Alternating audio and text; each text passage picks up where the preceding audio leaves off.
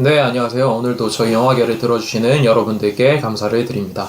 오늘도 제 오른편에 있는 명주. 예, 떡국은 많이 드셨습니까? 명주입니다. 네, 제 맞은편에 있는 스미스. 예, 안녕하세요. 그리고 저 허효식입니다. 자, 오늘 저희가 다룰 영화 잡스인데요. 명주 군이 선정해 주셨죠? 예, 정확한 거는 스티브 잡스예요. 네. 예, 잡스라는 영화는 또 따로 있었고요. 이번에 선정을 해오게 됐는데 그 전에 저번 주에 저희 형을 비롯해서 한두 명이 저에게 물어봤어요. 왜 꼭 로봇 소리를 주제로 삼으려고 그랬었냐. 로봇 소리? 네, 그렇죠. 왜 그거를 잡느냐 그렇게 얘기를 했었는데 흥행 성적은 저조해요, 상대적으로. 로봇 소리가? 로봇 소리라든가 1월에 했었던 작품들이 흥행 스코어가 좋지는 못했단 말이에요, 한국 영화가. 그리고 제가 봤을 때 아니다 싶은 것도 너무 많아가지고 다루려고 생각은 했었는데 친구들이 심적으로 고통을 받을 것 같아가지고 보다가 뛰쳐나와가지고 저한테 멱살을 잡지 않을까 그런 생각이 잠깐 들어가지고 예, 스티브 잡스를 잡게 됐고요. 원래는 2월 한 달이 네. 거의 아카데미 기획전 수준이에요. 이번 작품 다음에 정훈이가 플롯을 쓸 건데 네. 제가 봤을 때는 아카데미 후보로 올라가 있는 작품 중에서 하나를 선택을 할 것 같아요. 그리고 저는 스티브 잡스에 대한 다큐멘터리도 예전에 본 기억이 있어서 이번에는 스티브 잡스를 어떤 면으로 다뤘을까 그게 궁금해서도 그리고 보시는 관객 여러분들께도 한번 어떤지 생각을 공유해보자는 차원에서 이번에 선정을 하게 됐습니다.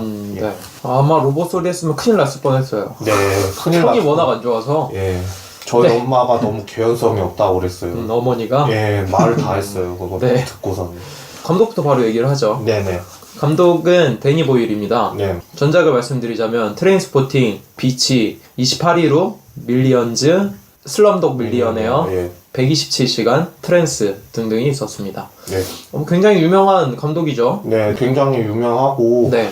이완 맥그리버랑 했었던 트랜스포팅으로 일약 스타 감독으로 올라가게 됐는데 네. 그때가 제1의 전성기라고 생각을 했을 때 제가 봤을 때는 제2의 전성기는 많은 시행착오를 겪고 슬럼독 밀리어네어 때가 2차 전성기였던 것 같은데 그렇죠. 확실히 자신만의 확고한 스타일로 갖다가 밀어붙이는 게 밀리언즈라는 아이들을 다룬다는 영화 내에서도 돈하고 잘 결부시켜가지고 어떻게 저런 이야기를 내세우면서 저렇게 할 수가 있을까 그런 생각도 들었고 트랜스라는 영화 전에 트래쉬라는 영화도 있었어요. 거기에서도 밀리언즈처럼 다루는 게 있었어요. 아이들이 우연히 쓰레기 더미에서 돈을 발견해가지고 나중에는 그 돈을 다 날려보내는 그런 씬이 있었는데 그런 걸 보면서 순수함과 부패된 거에 대해서 좀 잘 밀착을 시켜가지고 만드는 영화는 이 사람이 정말 잘 만드는구나 라고 생각을 많이 들게끔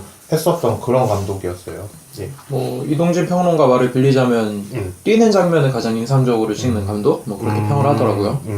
뭐 스미스는 전작 좀 봤을 것 같은데. 예. 데뷔작인 쉘로우 그레이브를 얘기해야지. 아, 거기서 이완 맥그리거를 처음 섭외했고 네네. 그것도 트레인스포팅하고 비슷하게 젊은 청년들 사이에서 돈 문제 얽혀가지고 서로 이전투고 벌이게 되는 뭐 이런 이야기인데 그것도 상당히 재밌고 역사에 남을 만한 레전드급의 명작은 없는데 뭐 작품 하나하나 볼만한? 근데 좀 아쉬웠던 작품이라면 선샤인 같은 거. 아, 예. 선샤인은 초중반부는 정말 태양으로 다가가는 우주 비행사들의 모습을 정말 잘 그려낸 작품인데 중후반부부터 스토리가 완전 산으로 가거든. 그래서 그런 걸 봤을 때 각본을 섬세하게 짜는 능력은 좀 부족하지 않나. 재미있고 스피디하고 경쾌하게 연출해내서 관객에게 보여주는 거는 능한데 악의에 맞고 개연성을 잘 갖춘 스토리를 처음부터 끝까지 유지하는 능력은 좀 부족하지 않나 그런 생각을 했어. 다뤘던 작품도 장르가 한정적이지가 않아서 네, 예, 다양해서 저는 그게 또 좋았었던 네. 것 같아요. 그리고 다 소재가 일반적인 게 없고 다 되게 독특하거나 특이한 걸 가지고 작품을 만들다 보니까 항상 기대가 되는 것 같아요. 초식에는 뭐 재밌게 본 작품, 저는 뭘 작품 중에서? 트랜스포팅을 정말 재밌게 봤죠. 아, 그때 트랜스포팅에서는 마약에 중독돼하고 마지막쯤 가서 환각 증세 일어날 때 애가 천장에서 걸어다니고 그런 장면은 마약하면 저렇게 되는구나. 어린 나이에 보고 좀 충격을 먹어갖고 마약은 무서운 거구나 이 생각을 했었지. 가장 많이 회자되는 장면은 그 화장실 변기에 들어간 화장실. 장면이지. 정말 진짜 회자 맞아. 변기가 또 하나의 어항 같은 세상인 것처럼 바닷속으로 들어가는 것처럼. 근데 그래서 어렸을 때 변기 속은 저런 건가? 그런 생각하긴 했어. 그리고 달리면서 나오는 음악과 함께 또 그게 많이 회자가 되기는 했었죠. 슬럼독 밀리언에어도 굉장히 재밌게 봤는데 후반부가 너무 인도식으로 빠져갖고 아쉬운 감이 좀 있긴 했는데 근데 뭐 이 정도면은 충분히 아카데미에서 인정받을 만한 작품 아니었나라는 생각이 들어서 딱 형이 권총으로 협박하는 장면까지 재밌었어. 슬럼독 밀리언에어도 굉장히 독특하잖아. 그 퀴즈 문제 푸는 거. 근데 원작 소설이 있는 거라서 네, 원작 소설이 그런데 있죠. 편집을 너무 잘해놨어. 몰입을 잘하게. 처음 잡혀갖고 그 시작부터 너무 얘기를 잘 짜놔가지고. 그치. 이번에 스티브 잡스도 정말 이 사람이 각색 하나만큼은 잘 해내는 감독이 아닌가 그런 생각들을 많이 하게 되는 것 같아요. 28위로도 워낙 유명한 작품이고 좀비 영화 중에서 길이 남을 만한 작품 몇 개를 뽑아보라고 하면은 그게 많이 굉장히 색달랐지. 유명하시고 127시간 이것도 실화바탕인데 짜임새끼 잘 만들어놨고 실제로 증언까지 들어가면서 그 생존 본능이라는 게 나중에는 무섭기까지 하더라고. 그거 보면서 현실감 있는데 영화적이야. 그래서 공감이 좀 잘 가는. 영화 끝나자마자 얼마나 내가 콜라를 마시고 싶던지. 너무 타들어가기도 하고 이게 긴장감이 있다가 보니까 그랬던 것 같아. 데니 보일 감독은 전설적인 작품을 뭐 찍은 건 아니지만 충분히 하나하나가 되게 인상 깊어서 이거 하나 명절에 한번 보자 할 때 거리낌 없이 꺼내 놓을 수 있는 그런 작품들. 설날하고 딱 다 같이 맞네, 재미삼아 보기에 생각해보니까. 괜찮은. 네. 그러면은 이제 배우로 넘어가도록 하겠습니다. 네. 스티브 잡스 역할을 맡았던 마이클 패스벤더.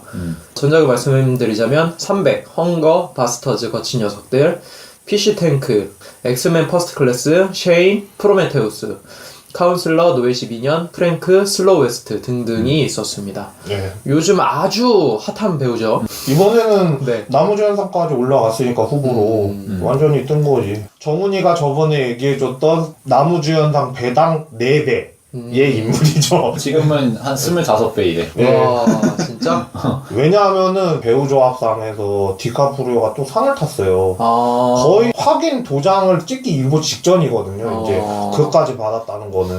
여기서 만약에 디카프리오를 안 주면 몰래카메라가 되는 거지. 그렇지. 그 정도 짠! 수준이야? 그 정도 수준까지 갔는데 근데 한간에는 마션에 네. 맷 데이먼이 스멀스멀 배당률이 줄어들고 있다라는 그런 소식을 들어가지고 아니, 예. 그래봤자 예. 패스밴더보다 낫죠.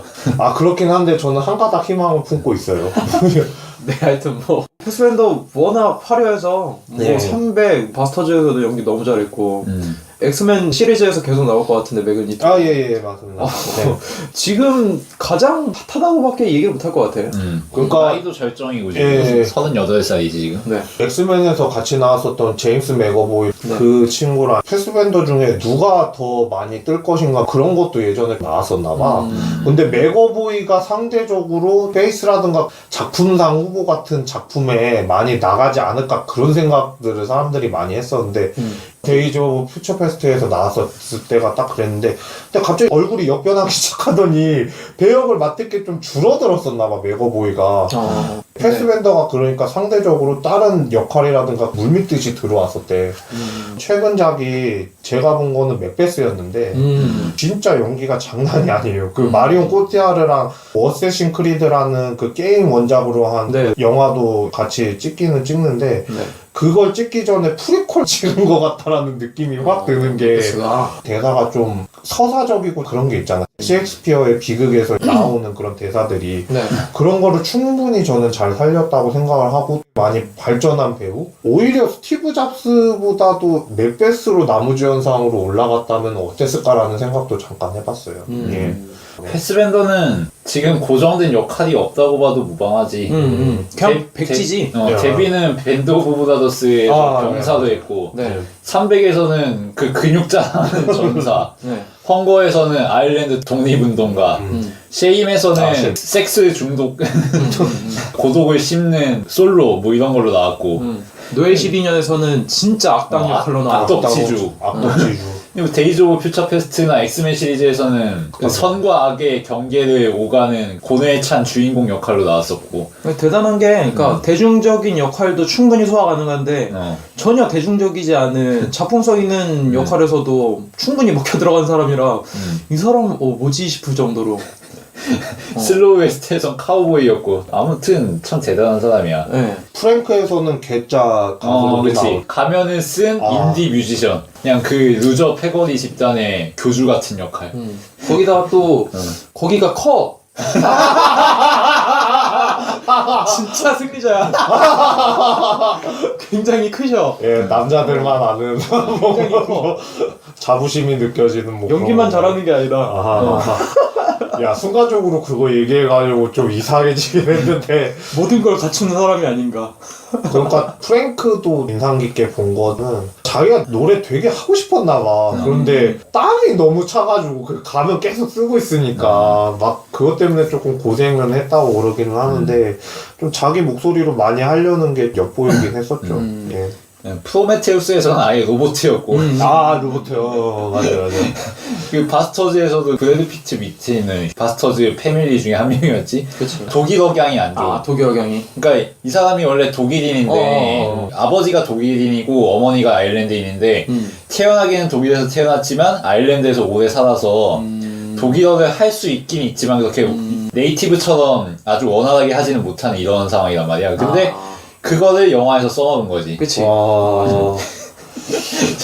맥베스에서는 왕도에 뭐 여러 가지 다 했네요. 다음에는 무슨 역할을 할지 정말 도무지 예상이 안 되는 그런 배우라고 보는 게 옳은 것 같아요. 아마 매드맥스에 나왔던 토마디랑 더불어서 아주 끌고 갈 배우죠. 할리우드에서 가장 잘 나가고 있는 30대 배우. 이렇게 말하면 되지 않을까? 더 잘 나가면 좋겠어요. 뭐 연기는 깔 게 없어요 전혀. 아, 전혀 깔 게 없어요. 전혀 깔 게 없고 진짜 워낙 잘해서. 생각을 해보니까 굴욕적인 작품이 거의 없었던 것 같은데. 네. 내가 근데 이게 볼 때는. 잡스가 지금 망했지. 아, 잡스가 근데 사실 망하긴 했는데, 그러니까 뭐 흥행은 망했는데 흥행은 워낙 망했는데 흥행이라. 배우로서의 평가에 배우로서 그렇게 평가는 흥이 갈 아니지. 건 아니지. 흥이 갈 건 아니었어요. 근데 뭐 영화판이라는 게 원래 실패를 한번 한 작품이 나오면은 책임이 모두에게 돌아가긴 하니까. 근데 뭐 이거 가지고 뭐 실패했다고 보기에는 뭐. 좀 네. 그렇지 않나? 저도. 네. 하여튼 이 정도로 얘기를 하고 또 망하면 어때? 근데 결국 결론은 그거였냐? 아씨. 뭐 잡스는 사실 나중에 재평가 받을 작품이지 않을까. 나중에 뭐 패스밴더 흑역사 하고서 여기서 패스밴더 존나 못했으면 이렇게 나올 건 아니긴 하지. 그래. 그 정도는 아니야. 뭐, 네, 이 정도로 그러면은 패스밴드 얘기를 마치고, 네. 그 다음 조안나 호프만 역을 맡은 케이트 윈슬릿. 전작으로는 고모론, 천상의 피조물, 센서빌리티, 주드, 타이타닉, 아이리스, 데이비드 게일, 이터널 선샤인, 로맨틱 홀리데이, 더 리더, 다이버전트, 드레스메이커 등등이 있었습니다.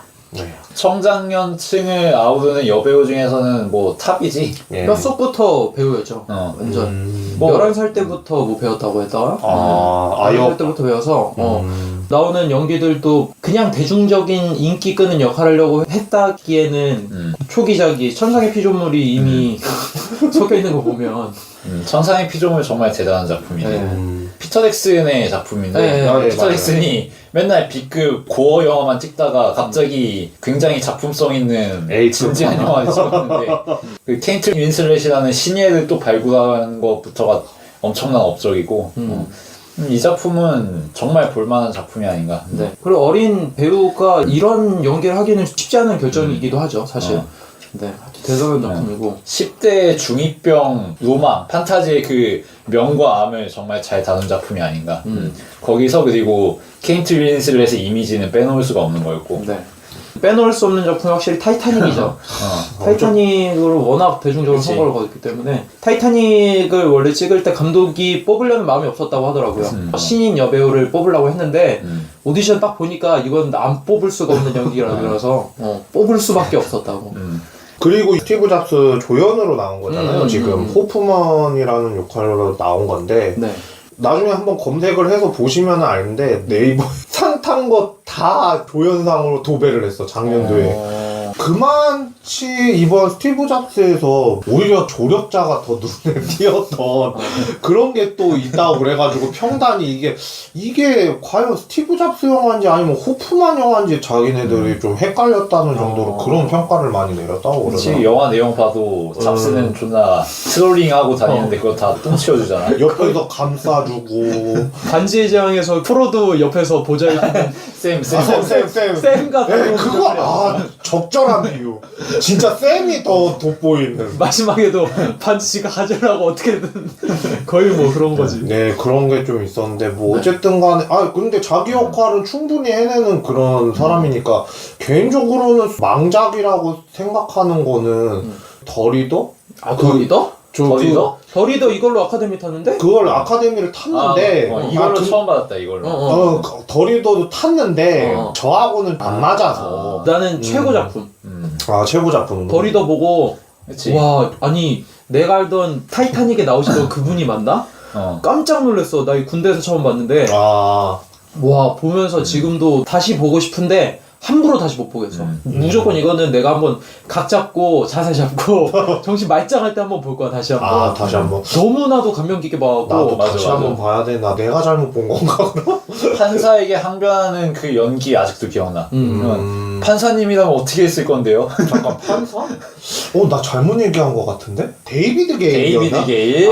데이비드 게일이었나? 그랬을 거다. 그것도 괜찮은데 데이비드 게일. 나는 그냥 그런데 별로였어요. 더리더가 아니었나 보다. 난 데이비드 켄 게일. 윈슬렛도 잘하긴 했지만 뭐 케빈 스페이시에 초점이 그치, 맞춰져 있는 영화긴 하지. 네, 그래서 그때 때문에 그랬었나 보다. 아무튼 더리더 때 그 순진무구한 아줌마 연기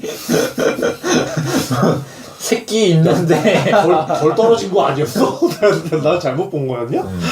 참 재밌는 역할이었던 것 같고. 글자도 모르는데 배워가면서 책 읽기 시작하면서 감옥에서도 참 사연 많은 영화라서 이 영화는 그때가 전성기지. 그때 같은해 레볼루셔너리 로드에서 디카프리오랑 또 같이 나와가지고 그때도 레전드급 연기 보여주고. 네. 레볼루셔너리 로드는 애초에 역할이 그렇기도 했지만 디카프리오는 별로 부각도 안 되고 케인트 윈슬렛만 완전 스포트라이트 다 받은 영화였지. 그리고 또 하나 얘기할 만한 작품은 이터널 선샤인이 있겠죠. 그때는 물론 진 캐리가 전극 연기 또 들어가는구나 해서 사람들이 많이 혼란스러워했었기도 했는데 이번에 재개봉하면서 느낀 게 웬만한 예술 작품들을 다 제끼고 5위까지 올라갔었어요. 재개봉을 했는데도 불구하고. 네. 그래가지고 좀 놀랬었던 기억이 있어요. 물론 볼만한 작품이고요. 예. 그러니까 타이타닉 때문에 아이돌스러운 이미지 그런 게 각인될 뻔했었는데 워낙 본인이 연기를 잘하고 자기 세계가 갖춰져 있는 사람이다 보니까 그 후에 필모그래피가 너무 굉장하죠. 필스, 아이리스 뭐 이런 것도 다 괜찮은 작품이었고. 네. 그리고 이번에 개봉한 드레스메이커 같은 경우에도 25년간 누명 쓰다가 마을로 돌아가서 복수극 같은 걸 한데 아름다운 복수극이라고 해가지고 카피를 정해서 나오긴 했는데 정말 연기 잘한다는 생각을 또 들게끔 만들더라고요. 여자 원톱도 이렇게 또 영화를 끌고 갈 수 있구나라는 거를 확실히 보여준 작품 아닌가 해서 나중에 한번 다뤄볼 만한 작품이라고 저는 생각해서 예. 별개로는 디카프리오랑 굉장히 친해서 재혼할 때 디카프리오가 같이 입장해줬다는 뭐 그런 얘기도 있고 예. 재밌는 게 불륜 연기가 굉장히 많아.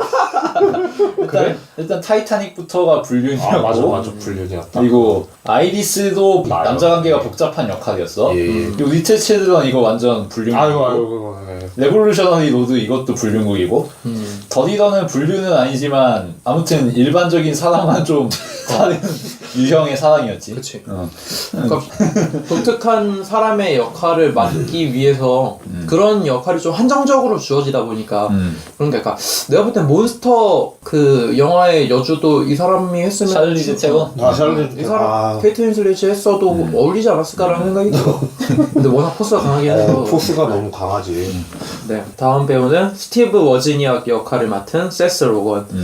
전작을 말씀드리자면 40살까지 못해본 남자, 슈퍼배드, 덱앤 미리 포르노 만들기, 퍼니 피플, 황당한 외계인 폴, 우리도 사랑일까, This is the end, 나쁜 이웃들, 디 인터뷰 등등이 있었습니다.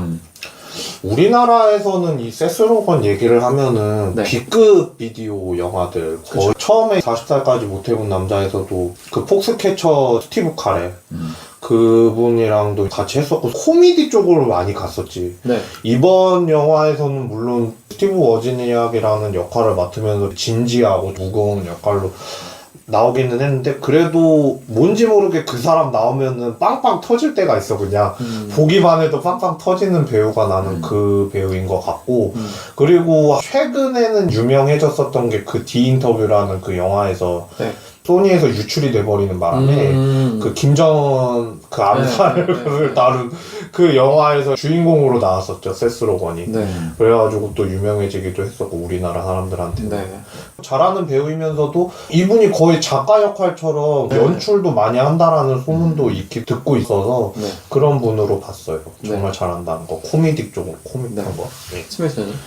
아니, 나는 이 사람 작품 본 게 거의 기억이 안 나가지고 얘는 못 봤을 것 같아요. 우리도 사랑일까 정도 기억이 예, 나는데 예. 거기서는 주인공은 미셸 윌리엄스고 이 사람은 남편으로 나왔거든. 네. 근데 남편의 역할이 그렇게 엄청 중요한 그런 게 아니라가지고 그런데 그때 당시에 우리도 사랑일까가 제 기억으로는 그때 올해 영화 뭐 탑 선으로 이제 괜찮은 영화지. 탑 선으로 선정이 됐을 때 그게 올라가 있었더라고요. 그게 이제 좀 로맨스적인 게 너무 현실적이고 정말 공감이 많이 된다라는 이야기를 많이 했어서 그때도 많이 그런 게 좀 있었대요. 우리가 사랑일까 그게? 그래갖고 좀 공감적인 게 있어가지고 사람들한테 많이 불륜 영화잖아. 그렇지. 근데 공감이 많이 갔다. 네, 그런 게 좀 있어요. 그러니까 사랑과 전쟁처럼 느낀 거지 우리나라에서 보는 거는. 이 영화 난 재밌게 봤는데 나도 재밌었어. 네. 스스로건이 남편인데 어. 되게 착한 남편이지.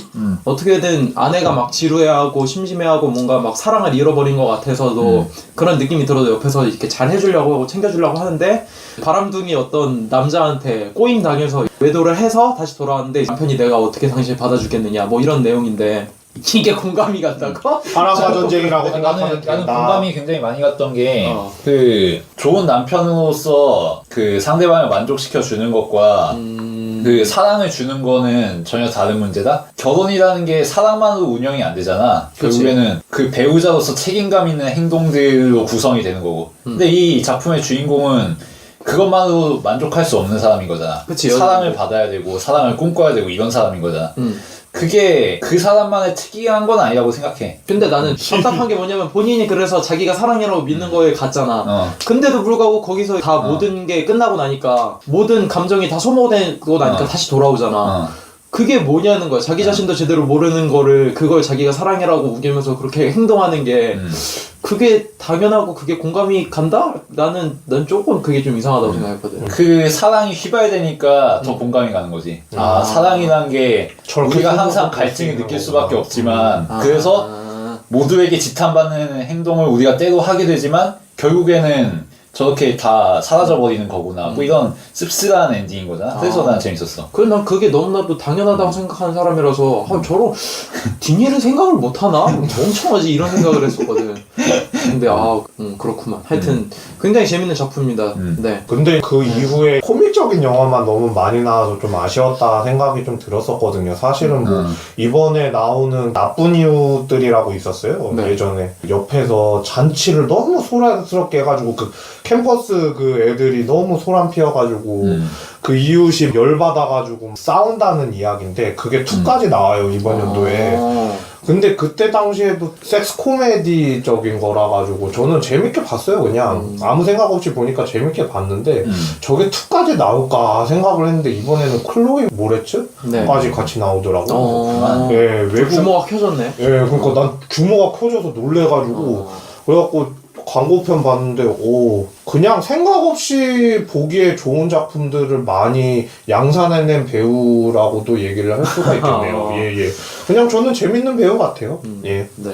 다음 배우로 넘어가서 존 스컬리 역할을 맡은 제프 다니엘스. 일전에 한번 다뤘었기도 했죠. 예. 그렇죠. 스피드도 있었고 더맨더머로 워낙 유명하고. 예. 얼마 전에 루퍼 마션에도 나왔고. 예. 그러니까 더머라고 생각하는 사람들 진짜 거의 없었을 거예요. 네. 그 옛날에는 완전 꽃미남 배우 그런 배열에 있었대요. 나는 잘 몰랐었는데 지금의 모습만 너무 보니까 그런 걸 몰랐었는데 진지한 연기도 되게 잘하시는 것 같고 이번에도 스티브 잡스랑 대립되면서도 긴장감을 고조시켜주는 역할로 나오시잖아요. 네. 그분이 그래서 저는 인상 깊게 봤어요. 마션 때도 얘기했지만 이분의 연기의 정점은 카이로의 붉은 장미라고 보는데 얘기했었어요. 그때도 얘기했었지만 당대 최고의 영화 배우인데 그 배우로서 맡은 역할들이 스크린에 나올 거 아니야. 그 스크린에 있는 캐릭터들이 튀어나오는 거지 현실로.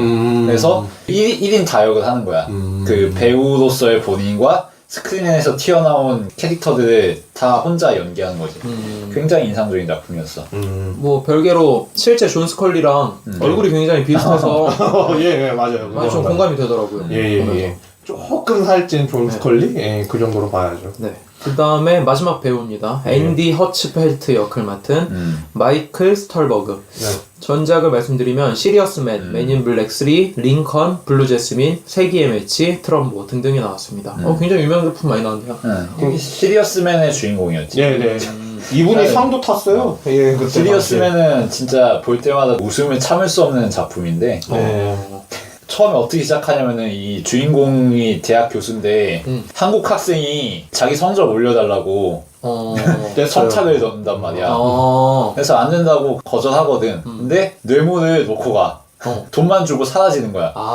그래서 이거 뭐냐, 왜 나한테 돈을 주냐, 이거 돌려주겠다 그러니까 나 그러면 너 고소하겠다고 이렇게 되는 거야. 진짜? 이렇게 해서 계속 상황이 걷잡을 수 없이 바닥으로 치닫으면서 주인공이 완전 깨지고 망가지는 뭐 이런 스토리인데 엄청 웃겨. 재밌겠네요. 저는 진짜 잘 몰랐었다가 세계 매치를 봤어요. 거기에서도 변호사 역할로 나오거든요. 인상 깊더라고요. 안 나올 때쯤 하다가 갑자기 툭 튀어나와가지고 자기 역할 해주고 딱 빠지는 게 난 오히려 더 그런 게 좀 인상에 깊어가지고 물론 세계 매치가 그렇게 흥행 성적은 지금 좋은 편은 아니나 체스라든가 보드게임 같은 거라든가 대결에 있어서는 재밌게 보는 편이라서 이번에 봤었는데 좋은 배우라고 생각하고 시리어스맨에 그 사람 맞나? 갸우뚱했었거든요 사실은. 그때는 유태인 연기였지. 다른 작품으로 나왔었던 게 맨인 블랙 3라든가 링컨이었는데 맨인 블랙에서도 제가 알기로는 그 보안요원 중에서 인상 깊은 역할로 한 번 나왔었던 사람이었던 것 같은데 내가 기억이 안 나가지고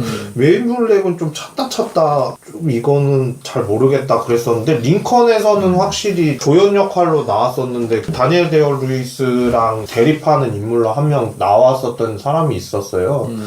근데 제가 정확히 역할 이름이 기억이 안 나서 얘기는 못 하겠지만 그때도 그 사람이 그 사람이었구나 그래가지고 좀 인상 깊었어서 필모그래피에다가 넣었었습니다. 네. 매우 얘기는 여기까지 하고 시나리오 작가 이야기를 하고 그 다음에 스티브 잡스, 애플에 대해서 간단하게 좀 이야기를 하면 좋을 것 같아요. 일단 시나리오 작가는 굉장히 유명한 사람이죠. 아론 소킨. 데뷔작으로는 어퓨 굿맨, 그리고 웨스트 윙 드라마 시리즈, 소셜 네트워크, 머니볼, 드라마 뉴스룸 등등의 작가를 했습니다.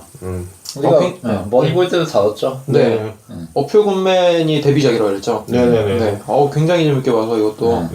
아카데미 출품만 되기만 하면은 거의 상을 다 따가는 사람? 그런 분으로도 좀 유명하기도 하죠. 이번 작품 만들 때 데니 보일 감독이랑 아론 소킨이랑 만나서 굉장히 기대된다고 했는데 흥행에는 아쉽게 실패를 해서 아쉽기는 한데 전작 뭐 얘기하면은 워낙 많아서 뭐 소셜 네트워크도 워낙 괜찮았고 머니볼도 그렇고 실화 소재로 잘 각색하는 작가가 아닌가 생각이 드네요. 그 머니볼 때도 얘기했지만 이 사람 작품의 특징은 항상 보면 대사량이 굉장히 많다는 거. 그리고 그 많은 대사량을 굉장히 스피디한 처리한다는 거.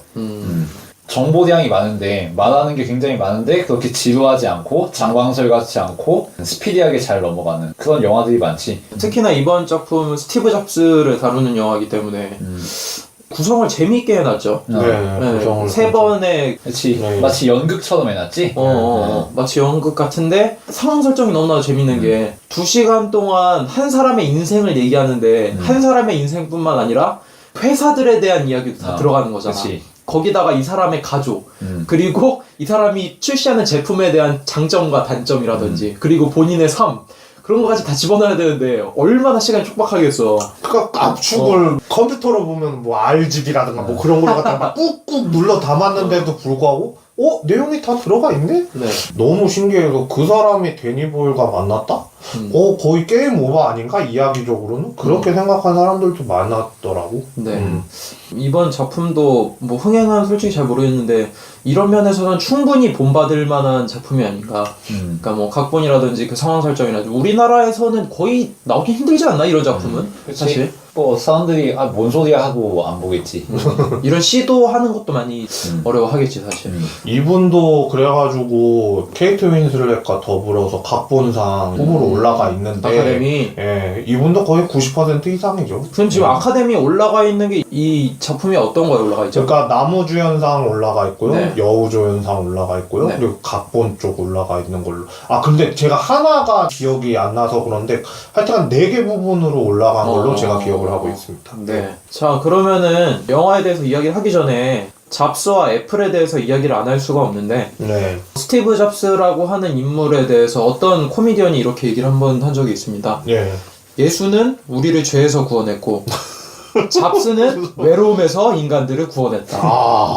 충분히 공감하실 겁니다. 진짜 뭔가. 이거는 난 다른 걸 들어서. 아니 핸드폰 있는 사람 중에 자기 전에 스마트폰 조금 만지작하다가 자는 사람 대부분 아닌가? 지금 녹음하는 이 시점에도 스마트폰으로 녹음하고 있고, 2명은 지금 스마트폰을 들고 있으면서 플롯을 보면서 이렇게 네. 하는 거 보면은 거의 생활에 들어왔다고 해도 과언이 아니죠. 그쵸. 예. 뭐 이제 스마트폰이라고 하는 개념이 잡혔을 때 제대로 된 기계랑 OS를 통해서 출시를 한 거는 아이폰이 거의 최초라고 봐야겠죠 사실. 아이튠즈에도 감사하고 있어요. 야, 아이튠즈에다가도 올리지 않냐? 아이튠즈에다가 올리고 있는데. 자동으로 올라가게 돼 있지. 네. 일단 그렇게 추격할 수는 있는데 네. 비화가 뭐가 있는지, 잡스란 인물이 어떤 인물인지 알고는 써야 되지 않을까, 제품을. 알고는 우리가 빨아야 되지 않을까 생각이 들어서. 간추려서 얘기를 드릴게요. 네. 일단 스티브 워즈니악 만난 거부터 얘기를 하면은 1971년도에 스티브 워즈니악을 만나고 74년도에 아타리라는 게임 회사가 있어요. 네. 예, 거기에 취직을 했다가 76년에 애플 컴퓨터를 같이 워즈니악하고 설립을 하게 됩니다. 네. 그 다음에 78년도에 이번 영화에서 나오는 중요 인물 중에 한 명이죠. 딸 리사가 출생을 했고, 그 다음에 85년에 애플사에서 해임이 돼요. 존 스컬리가 들어와가지고 경영을 하다가 내쫓게 되죠, 스티브 잡스를. 네. 그리고 나서 네스트라는 회사를 설립하게 됩니다. 예, 설립을 하게 되고, 86년도에는 픽사를 인수를 해요. 그 다음에 89년도에는 그 픽사를 인수하고 난 뒤에 3년 뒤죠. 네. 이제 단편 애니메이션에서 아카데미를 수상하게 됩니다. 그리고 1995년도에는 토이스토리를 제작하게 돼요. 네. 그 외의 작품으로 벅스라이프라든가 몬스터 주식회사, 니모를 찾아서 뭐 그런 작품들을 계속 만들다가 애플로 다시 돌아가게 되죠. 그 다음에 2004년도쯤에 아이팟이 출시가 됩니다. 네. 2007년도에는 아이폰 시리즈가 나오게 되죠. 네. 그 다음에 2010년도에는 아이패드가 출시가 되고요. 네. 2011년도에는 안타깝지만 사망에 이르기까지. 그러니까 연대기로 이렇게 쭉 나열을 해보면은 우여곡절이 좀 길기는 길었었는데 결국에는 i3로 마무리된 그런 역사를 보게 되죠. 한마디로 얘기하기는 좀 어렵겠지만 IT 산업을 사람들의 주축으로 이끄는 인물 중에 한 명인 거는 분명한 사람이죠. 네. IT 산업이 사람들의 생활의 핵심에 이르게 만들었던. 네. 굉장히 글자죠. 네. 글자고 고집도 세고. 저도 다큐멘터리라든가 그런 거 보면서 느끼는 바인데 이 사람이 진짜 혁신가인지 아니면은 사기꾼인 것 같은지 전 그런 생각을 한번 얘기를 해봤으면 좋겠는데 평소에 스티브 잡스에 대해서 그냥 어떻게 생각하는지 궁금해요. 나는 아무래도 디자인을 하는 사람이다 보니까 긍정적으로 생각할 수밖에 없는 게 워낙 제품 자체에서도 디자인적으로 감명을 받을 만한 게 굉장히 많았고 그 실용성은 떨어지지만 오늘 폐쇄적인 그런 느낌 때문에도 더 그렇고 하지만 디자인적으로는 영감을 받을 여지가 굉장히 많다? 전에도 한번 얘기했지만 애플의 로고가 원래 무지개색이었다가 예. 다시 검은색? 뭐 이런 식으로 예, 바뀌면서 검은색. 무채색으로 갔기 때문에 여러 가지 제품에서 색깔을 아무거나 넣어도 크게 제약을 받지 않는 그런 것도 있고 디자인적으로 소스를 해준 게 되게 많아요. 뭐 아쿠아 아이콘이라든지 디자인이 그냥 이쁘게 보이고 꾸미고 그런 수준이 아니라 실용적인 단계로 끌어올리는데 굉장히 많은 도움을 주어서 스노우 화이트 디자인이